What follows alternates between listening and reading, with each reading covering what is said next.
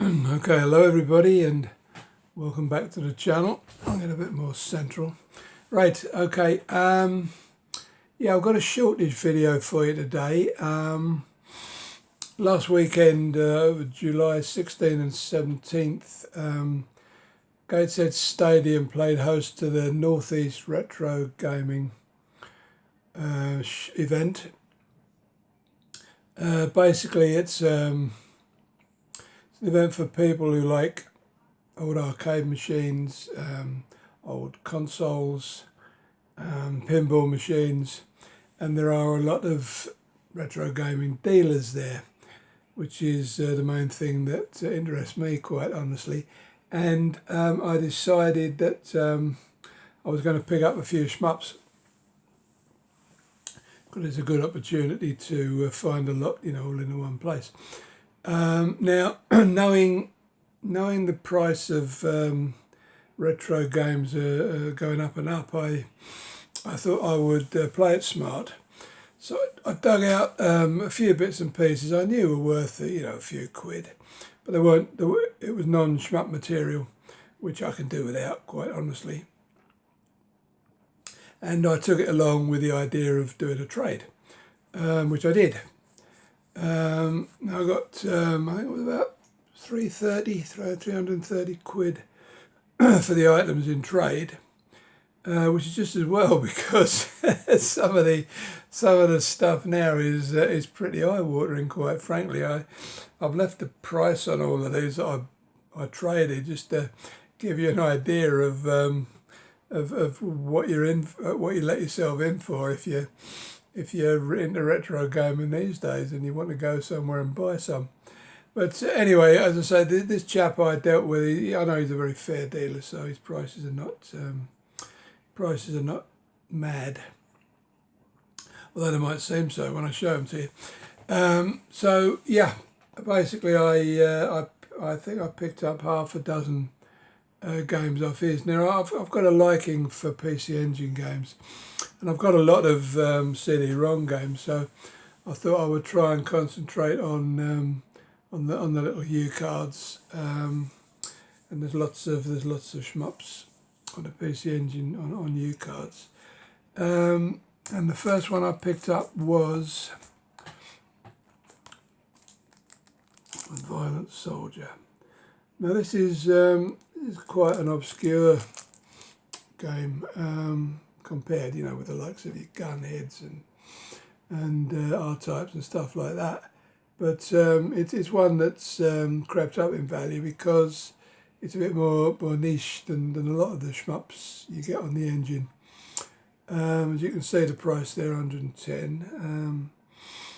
I got it for straight 100. And I say these tend to come in these nice little pockets now, but I'll just open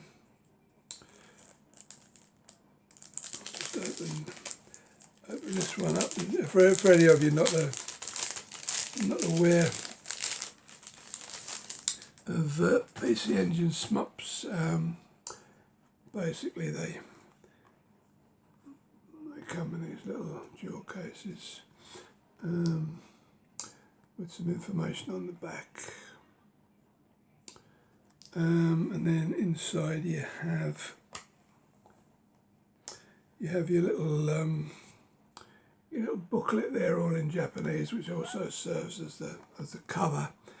And then inside you have this little plastic wallet that protects the game, and if you're lucky you get the little sponge that protects it even further. So yeah, I mean I was very pleased to pick that one up. As I say, because I was trading, it didn't make my eyes water when I had to part up with 100 quid for it.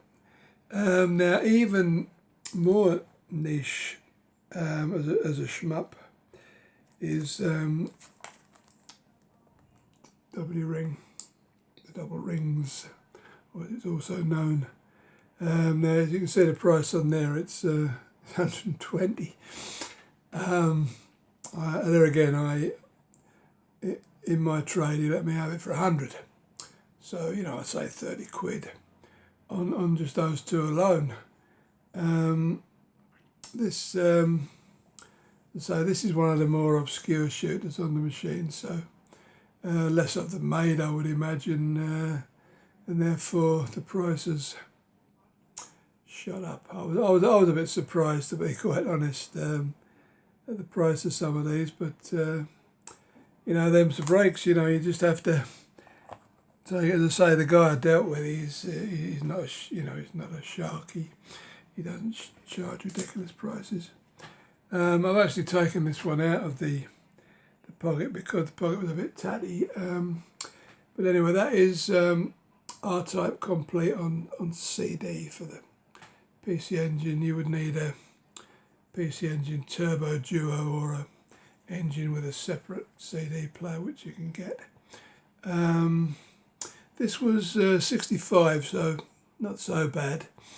It's one of the few shooters I don't have. I think I'm maybe about another 4 short of a full set for the Turbo Duo on CD, which is just as well. When I've seen some of the prices of the ones I've got. Yeah, you just basically it's the same setup. You know, you get your booklet, which acts as the front cover, then you get your CD inside. This particular one is in very nice condition. As I say, that was 65 quid, which, you know, I thought was perfectly reasonable. And then there was another couple of U cards I picked up. I thought that one was quite reasonable at 40 quid. Image Fight. It's a tough old shooter for the PC Engine. There again, it's on U card. But yeah, I was happy to pick that one up. I've got Image Fight 2 on the CD, but that's the first game, which is of course a port of an RM game in a coin-up RM game. And then of course we had to have this one, Granddaddy, Space Invaders, just 20 quid. You know, couldn't really not buy it for that price. I think it's just the basic Space Invaders. I think it might have a couple of little extras, gameplay wise, but I think the original Space Invaders is on there anyway. So yeah, that was, and then the other one I bought was, there again I've taken it out of its pocket because it's a bit tatty. That's Darius 2 for the Sega Saturn. That was £45. Which again, you know, is not unreasonable for old Saturn shmups. I mean, I nearly bought another one, Shen Ryu, which was I think 160, which the guy was going to let me have for 140, but I swapped it out for, you know, a couple of the U cards because I fancied them more. Yeah, Darius 2 for the Saturn. Of course, with some of these more expensive ones now, you've got to be careful that you don't pick up a bootleg copy. You can normally tell them, but yeah, you need sharp eyes to be able to spot them. But I'm fairly confident that all that little lot I got there are all, because the U cards you can't reproduce. It's just the CDs that tend to get reproduced, especially for games like Hyper Duel on the Saturn, you know, which probably cost you 400 quid, stuff like that. So yeah, that was a nice little collection of shmups that I picked up. And then for the Mega Drive, I picked up Empire of Steel. This is a lesser known shooter for the Mega Drive. It's having said that, it's quite a decent game. I've played it, and as I say, the price was very reasonable, 18 quid. And the thing you've got to watch with these, of course, is if they're in one of those sealed pockets, you've got to make sure that the booklet's there, because that's obviously you want a complete copy, and then that's the cartridge.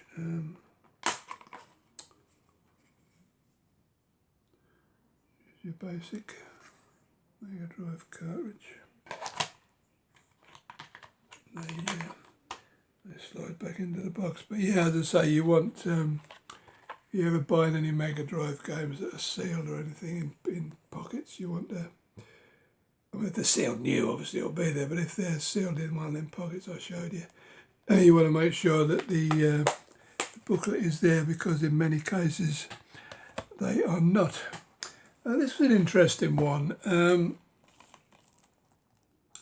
That's Project Starship for the PS4. Now I thought this was only out on PlayStation Network. I thought it was just a digital download, but apparently there's a firm called Red Arc Games that are putting out a lot of these digital games as physical copies.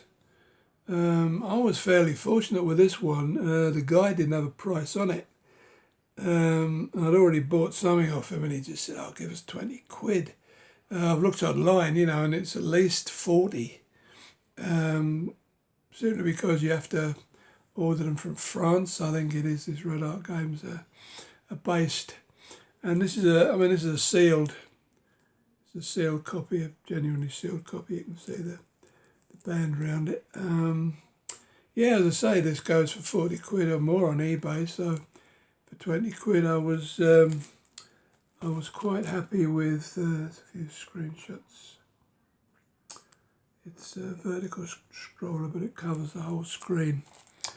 And then the last but not least item I picked up, again it's sealed, this was just a tenner, good price, is the Zen Studios VR collection. I've got a VR helmet for the PS4, and the thing I bought it for was the pinball. I think I told you when I did the review of the PS VR machine that it's the greatest experience I've ever had gaming wise, because it looks as if you're playing an actual pinball table. Then you've got all this stuff floating around, which makes it surreal.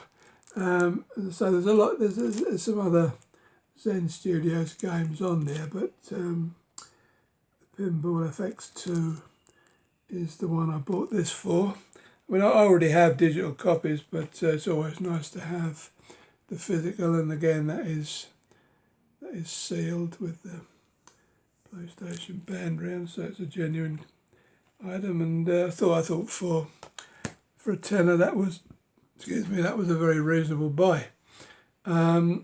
So that was it really for the games. I mean, there's quite a few quids worth there. I'm just glad I didn't have to fork up too much real cash for them. I also actually bought, I don't know whether any of you will be familiar, but I bought something called a super gun. It's too unwieldy for me to show you here. It would need a sort of a proper camera jobby to show you, but it's basically a little plastic unit into which you can plug jammer boards from coin-op games. So if I was lucky enough to find a decent shooter at a decent price, I would just plug it into the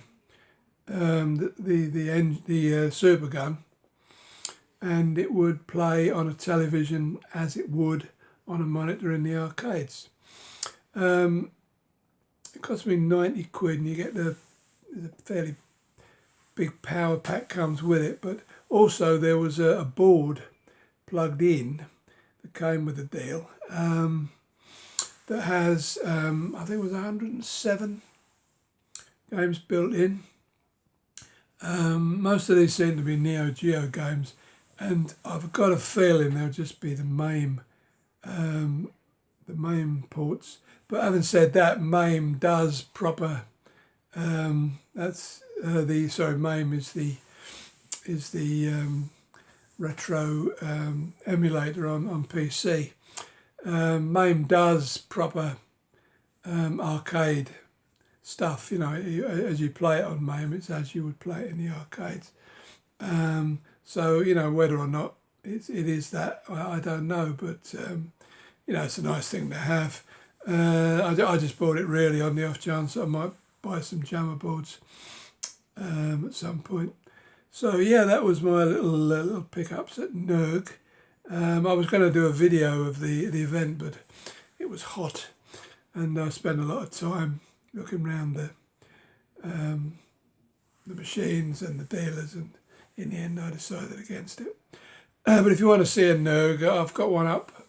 I think it was 2017 I did a video. You get a rough idea of what the deal is when you go there. Anyway, as I say, that was a shorter video I have for you, so I hope you enjoyed that one. It's something a bit different.